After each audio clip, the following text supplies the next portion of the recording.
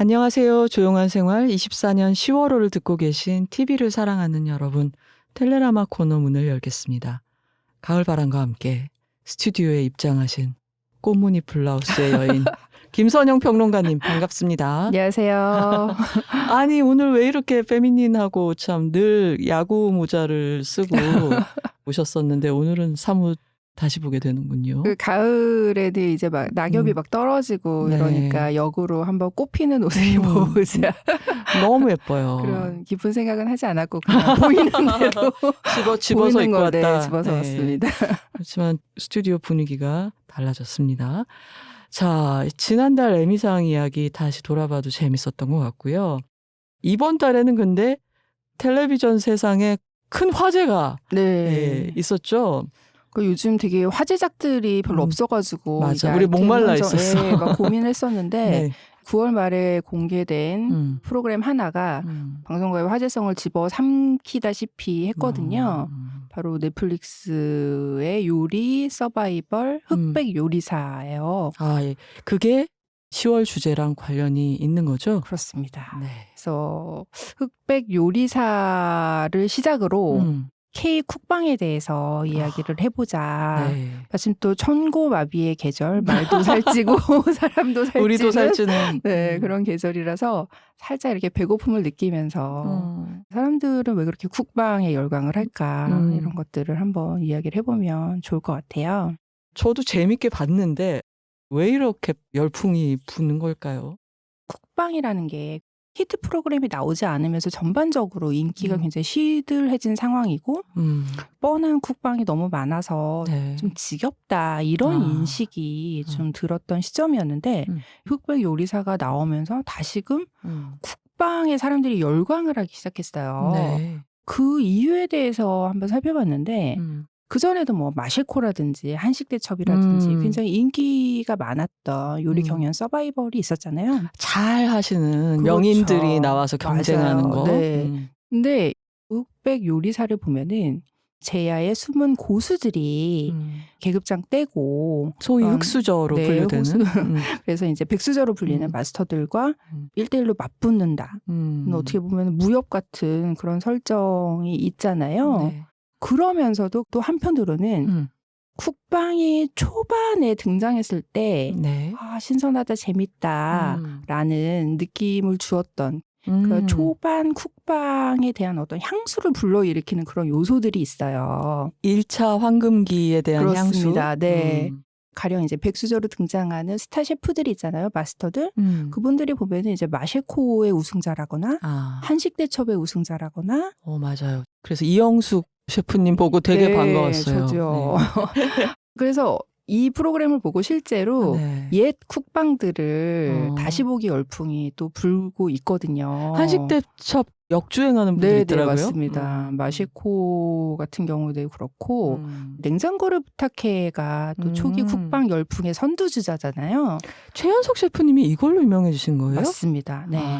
그 전에 이제 올리브 채널의 뭐 올리브쇼 같은 데서 좀 알려지기는 했고 또 한식대첩의 이제 심사위원으로도 백종원 대표랑 같이 등장을 해서 유명해졌는데 그 전에 이미 이제 냉장고를 부탁해라는 프로그램이 있었죠. 네. 그러니까 그런 초기 쿡방의 스타 셰프들, 반가운 얼굴들을 이 프로그램에서 접할 수가 있었고요. 네. 사실은 이렇게 제야의 숨은 고수들과 마스터들이 대결을 펼친다는 거는 냉장고를 부탁해에서 일찌감치 선보인 대결 구도이기도 해요. 아, 그렇구나. 거기서 이제 약간 야매 요리왕 컨셉을 맡았던 김풍 씨가 그러니까요. 저 되게 놀랐었어요. 아니 왜 만화가가 저기 막 이러면서. 그렇죠. 네. 그래서 뭐 이연복 셰프라든지 최연석 셰프 많은 그 유명 셰프들이 등장을 했지만 그런 셰프들이 한정된 게임의 룰을 가지고 제 요리를 취미로 하는 김풍 씨와 같은 사람들과 대결을 펼치는 어떤 배틀 구도가 있었는데 그거를 그러네. 좀 이렇게 확장을 해보면은 예, 흑백 요리사라고 할 수가 있는 거죠. 근데 그럼 평론가님 네. 이 먹방하고는 다른 거죠. 우리가 네네. 지금 쿡방 얘기를 하려고 드니까 좀 네. 개념 정리를 했으면 싶은데 네네. 이거 언제부터 등장한 용어이며 네네. 먹방하고 뭐가 다른지는 알 것 같아요. 여긴 조리가 중심이 그렇죠. 되는 거죠. 네, 맞습니다. 네. 이게 먹방이 이제 1인 미디어를 중심으로 인기를 끌었던 그 시기 이후에 등장한 게 바로 이 쿡방이거든요. 아, 그래요. 먹방처럼 우리나라에서 등장한 신조어고요. 쿡방이라는 용어가 등장하기 이전에도 요리 방송들이 당연히 있잖아요. 있죠. 가령 우리가 알고 있는 그 예전에 뭐 오늘의 요리라든지 어렸을 때 항상 아침에 켜면은 네. 머리 이렇게 하나로 쭉 이렇게 쪽지신 맞아요. 여성 앞치마 두르시고. 여성 요리사 네. 선생님이 나와서 가르쳐 주시잖아요. 반찬 맞아요. 하나 하는 법. 찌개 이렇게 하면 뭐 어때요? 네. 그럼 어머니도 그분이 쓰신 요리책을 사다가 이렇게 비치해 놓으시고 맞아요. 그랬던 열심히 기억. 또 어머니만의 공책을 만드시고. 맞아요. 이런 프로그램이 사실은 이제 1980년대, 90년대에 교양 영역에 속하는 요리 정보 프로그램들이 이미 있었는데. 예능이 아니라? 그렇습니다. 교양? 예, 네. 교양의 영역. 그다음에 이제 쿡방이 등장하기 전에 어떤 전사를 살펴보면 그런 교양 영역에 속하는 요리 방송 이후에 네. 이제 올리브 채널이 2000년도에 등장을 하잖아요.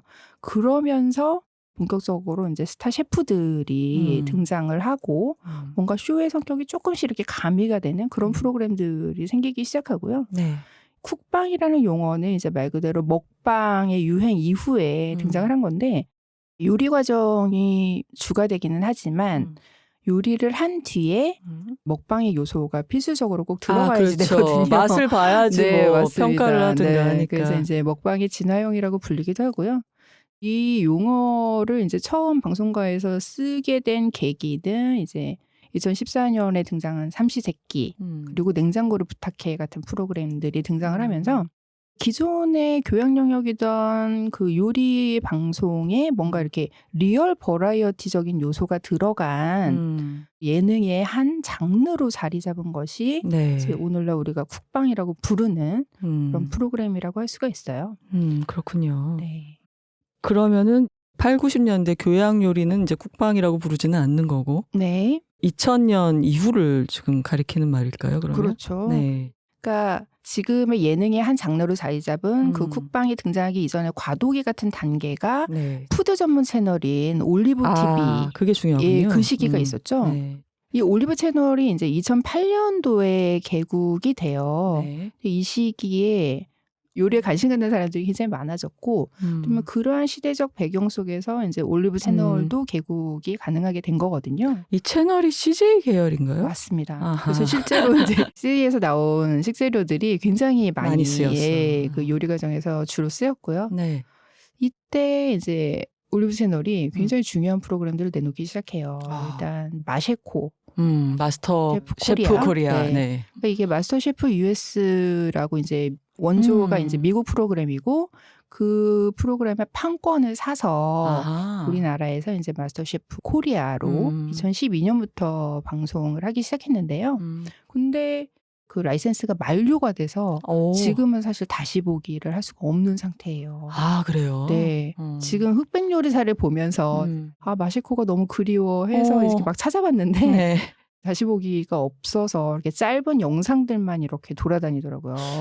그러면 이 경우는 뭐 티빙에서 새로 판권을 사오거나 뭐 네, 이래야겠네요. 그렇죠. 계약을 다시 해야겠죠. 그래서 이게 마셰코가 굉장히 인기를 끌었고 그 다음에 이제 한식대첩이 2013년에 등장을 하거든요. 네. 이제는 판권을 사온 게 아니라 우리나라에서 뭐 한식만 주제로 한번 전국 네. 팔도의 명인들이 본인 지역의 또 음식 문화에 자존심을 걸고 붙어보는 대결이어서 컨셉트도 좋았고 그리고 중요한 것은 그 한식대첩 시즌2에서 백종원 씨가 심사위원으로 등장을 하면서 드디어 그분이 네. 등장하셨습니다.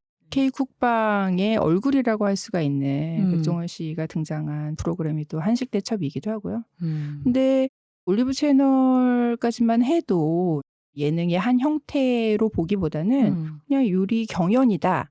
이런 식으로. 그러니까 쿡방이라는 말 자체는 아직 사용이 되기 전이었어요. 그러니까 이게 네. 2000년대 웰빙 시대가 되고 그러면서 네. 2000년대 후반에 올리브 채널이 등장을 하고 네. 그다음에 제가 또 그 즈음에 기억나는 거는 2000년대 초반에 대장금이라는 드라마가 네, 사실 맞아요. 매주 쿡방을 했다고 볼 수가 있지 않을까요? 맞습니다. 그리고 네. 예전에는 8, 90년대 아침 교양 요리 프로는 네. 주로 우리가 늘 먹는 한식, 네네. 일상식 위주였고 거기다가 이제 어린이들이 좋아하는 돈가스 뭐 네, 이런 거 맞아요. 그런 거였는데 네. 이게 점점 해외 다양한 음식이 맞아요. 들어오기 시작한 것 네. 같아요. 좀 전문화된 그런 레시피들을 좀 많이 다루고. 슈퍼에 네. 해외 식재료들이 많아졌고 오일만 해도 네. 예전에는 뭐 올리브 맞아요. 오일이 딱 몇 종류밖에 없었잖아요. 맞습니다. 근데 뭐 이제는 무궁무진하게 뭘 해볼 게 생기니까 네. 우리가 생각했던 요리 프로그램의 범위가 확 넓어져 해볼 수 있는 게 되게 맞습니다. 많아진 네, 것 같아요. 맞아요. 2000년대 뒤로 갈수록. 네. 그때부터 확실히 어떤 음. 요리라는 거를 하나의 뭐 취미 생활로 좀 해보고 싶다. 뭐 이렇게 관심을 갖는 사람들이 부쩍 늘어나기 시작했죠.